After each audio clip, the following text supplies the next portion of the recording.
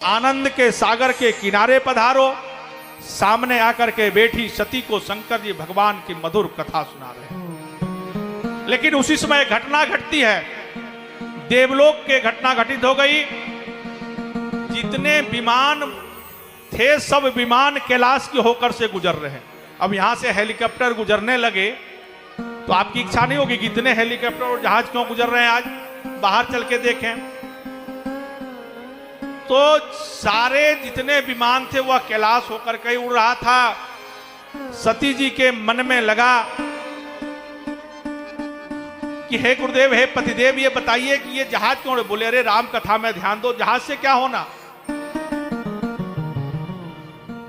बोले अरे कथा तो घर की बात है, कथा तो आप ही के अंदर रच रखा है, आप रोज कथा ही करते हैं, कभी सुन लेंगे। ये तो बताइए ये क्यों उड़ रहा है, ये तो बताइए।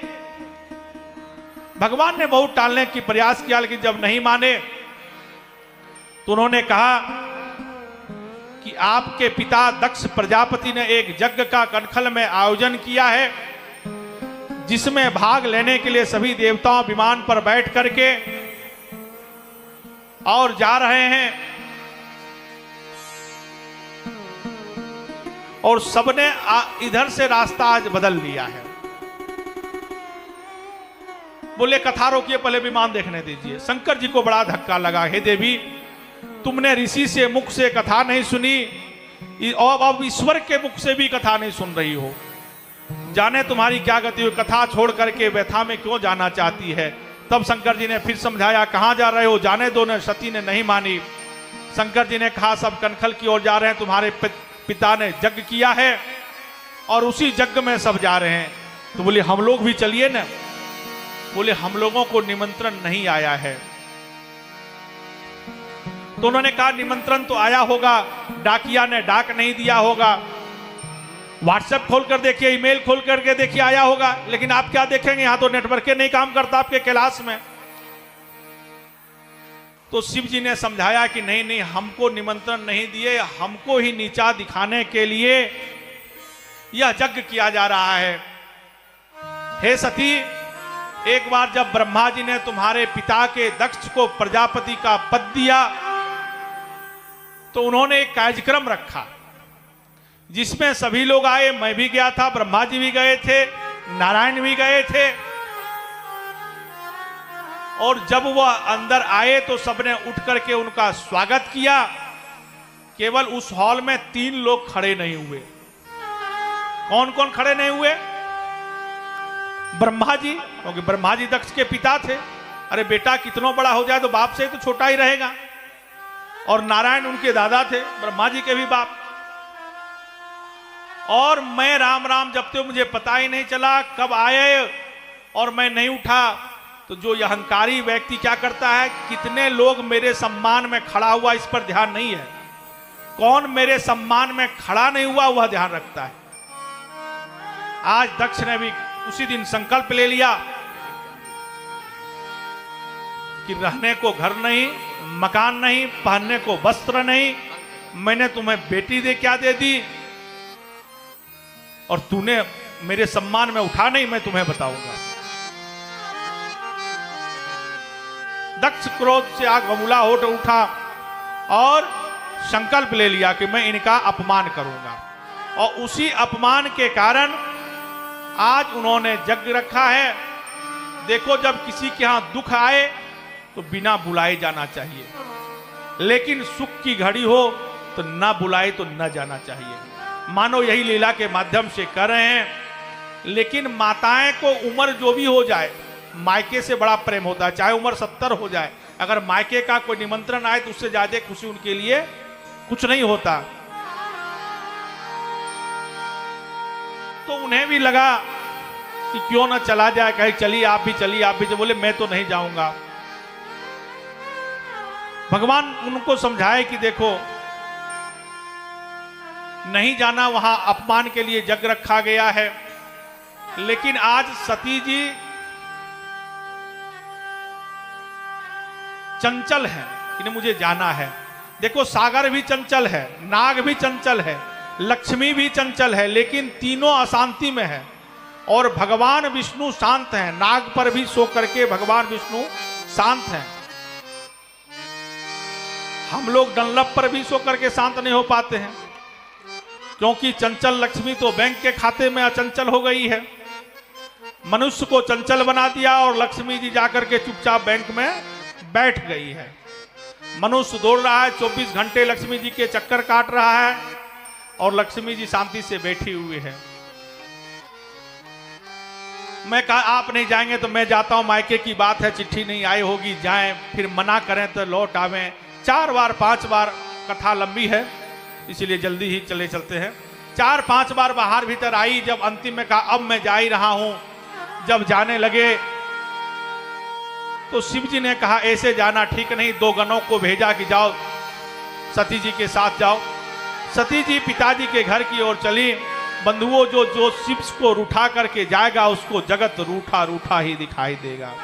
इधर कनखल में राजा दक्ष ने कठोर सूचना कर दी, हो सकता है शिव तो ना आए लेकिन सती आ सकती है। अगर सती का किसी ने भी सम्मान किया तो उसका मैं वध कर दूंगा। और उसकी सूचना अनुसार सती जब कनखल में प्रवेश किया तो किसी ने सम्मान नहीं किया। पूरा नगर आरती उतारने के लिए दौड़ता था सती जी को। इतना प्रेम कनखल के लोग करते थे कि जब पार्वती, सती जी और शिव जी जाते थे तो पूरा नगर अपने घर से आरती लेकर के दौड़ता था। लोग प्रणाम करते थे, आशीर्वाद लेते थे, देते थे। अब तुम शिव को रूठ करके आई है तो जगत को रूठा रूठा ही मिलेगा। शिव प्रसन्न तो जगत प्रसन्न। अगर शिव प्रसन्न हो गए तो जीव भी प्रसन्न रहेगा। अगर शिव जी रूठ जाए तो कैसे प्रसन्न हो सकता है। सची आश्चर्य करती हुई जा रही है, कोई प्रणाम करना तो छोड़ो, आशीर्वाद देना तो छोड़ो, मुझसे दृष्टि भी नहीं मिला रहा। अरे देवी, तुम कथा का निरादर करके गई हो, तुम्हारा कौन सम्मान करेगा। जो राम का ही सम्मान नहीं करे उसके जगत क्या सम्मान करेगा। जो जगदीश का ही सम्मान नहीं करे उसको इस जगत क्या सम्मान देगा। जो शिव का ही सम्मान न करे उसको जीव क्या सम्मान करेगा। आदर जब कथा का ही आपने नहीं किया तो और क्या, कौन आदर करेगा। धीरे धीरे अपने पिता के भवन में गई है। पिता भवन जब गई भवानी, दक्ष तासु काहू न सन। दक्ष जी को देखा है, कोई सम्मान नहीं किया। और जब बहन ने देखा है तो हंस करके मिला, जैसे उपहास उड़ाते हैं। लेकिन गोस्वामी जी, मैंने कहा था आपको प्रथम दिवस की मर्यादा में रहे। गोस्वामी जी ने यहां मां को बचा लिया। मां के, चूंकि मां शब्द ही बड़ा मीठा होता है। लोग कहते हैं मां बाप पे क्या अंतर है। अरे मां का नाम बोलते ही मुंह खुल जाता है। मां, आप बाप बोलो, बाप मुंह बंद हो जाता है। जिसके सामने मुंह बंद हो जाए वो बाप, और जिसके आते ही मुंह खुल जाए वो मां। तो मां का अपमान ना हो। मां शब्द को बचाने के लिए बड़ी मर्यादा के साथ तुलसीदास जी ने कहा कि अगर कोई मिला तो कौन मिला। सादर भले मिले एक माता, भगने मिली बहुत मुस्काता। दक्ष न कछु पूछी कुशलाता, दक्ष न कुछु पूछी कुशलाता। सती वियोगी जरे सब गाता, सती जाई देखो तब जागा। कतहु नदी खसम्भु कर भागा। तब चित चढ़े जो शंकर कहे, तब चित चढ़े जो शंकर कहे। प्रभु अपमान समुझे मोर दहु, पाछिल दुख नाहि दयस व्यापा। जस यह भयउ महापरितापा। श्री राम जय राम, जय जय राम। श्री राम जय राम, जय जय राम। गोस्वामी जी ने यहाँ मातृत्व की रक्षा की कि संतान बिगड़ सकता है, पुत्र कुपुत्र हो सकता है, माता कुमाता नहीं हो सकती है। लेकिन माँ तो माँ रहती है। माँ ने बिटिया को हृदय से लगाया है। मैं तेरे साथ हूँ। आजकल तेरे पिता की बुद्धि थोड़ी बिगड़ी है, उनकी बातों पर ध्यान मत देना। उन्हें तो अहंकार है, मुझे तो पहले से ही मालूम है, लेकिन मैं तेरे साथ हूँ। जो शरीर पर जलन हो रहा था उस पर थोड़ा सा शीतल का लेप माता ने दिया है। सती जी ने सामान को रखा, पैर को धोया, हाथ को धोया, पवित्र हुए और सीधे विशाल मंडप बना था, अग्ग वेदिके के बीच के जग की ज्वाला आकाश की स्पर्श कर रहे थे। स्वाहा स्वाहा की ध्वनि से चारों ओर उद्घोष हो रहा था।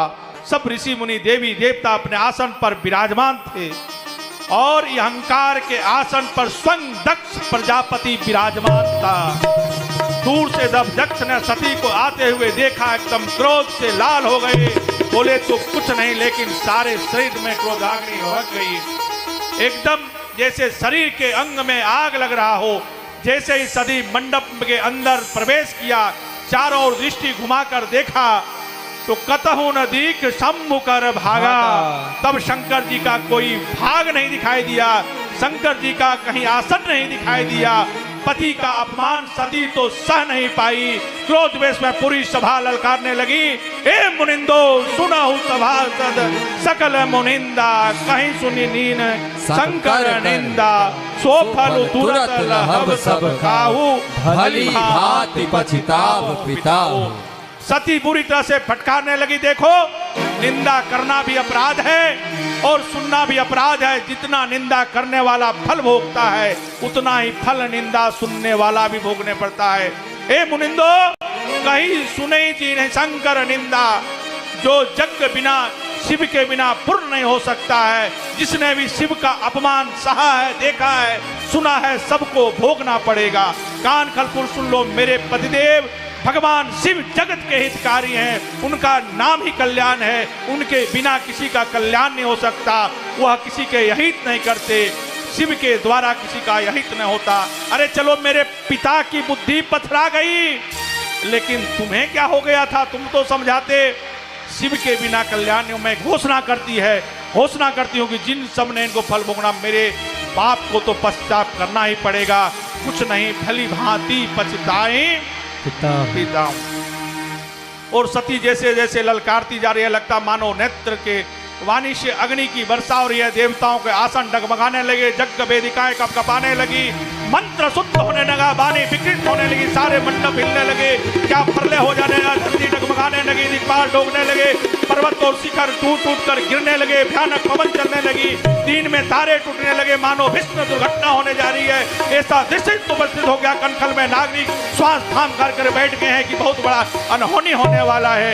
यह कहते कहते सती आवेश में आ गई और अपने पिता की ओर इंगित करके ललकारती हुई बोली कि जिस पिता के अपवित्र सुख से मेरा यह अपवित्र शरीर बना, ऐसे शरीर को मैं जीवित नहीं रखना चाहती।